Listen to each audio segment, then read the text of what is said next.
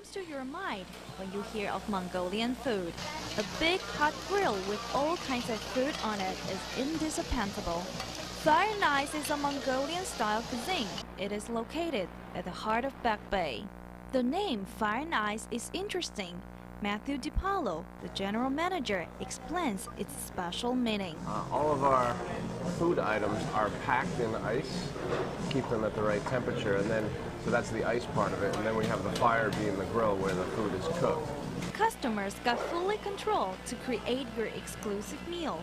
All you have to do is pile your bowl high with whatever you want.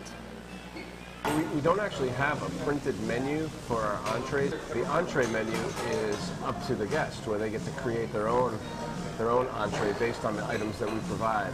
Indeed, food selection is amazing.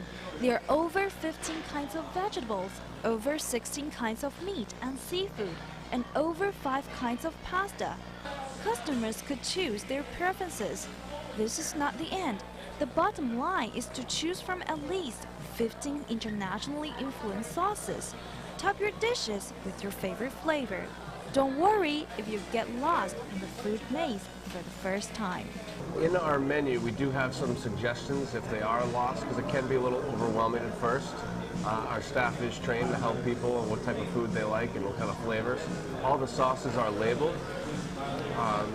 with what they accompany well with, and there also is tasting cups so the guests can sample the sauce before putting it on their food. Waiters and waitresses would keep filling up ingredients of the marketplace, so the customers could always choose food catering to their appetites. When it is rush hour, chefs have to deal with over 20 customers' dishes at the same time. Frank Holland, one of the chefs, says this is not an easy job fitting everyone. Well, naturally, the job requires you to have, experience in the food industry. This is a very fast-paced. It's also hard to imagine how the chefs handle all the customers' dishes on the big grill in such a short time. Aren't chefs be afraid of burning the dishes? Frank says the special arrangement of ingredients is important. The bottom of the grill is where you put your vegetables, your fruits if you bring one up, your pastas, your seafood, and then as the grill becomes towards the center, that's where the meat comes because the temperature is then higher. Then as you reach the top of the grill, that is where we toast the breads and things like that. In addition, great cooperation also plays a key role. Because we have like this system that we do to make sure everything is done right. Like one person will throw it down, the next person will flip it. The person after him would then cut it. Then he'd flip it, make sure, bring it down so it doesn't burn, throw the sauce on, the next person mixes it, the next person brings it to a plate. So it's like this big, big circle.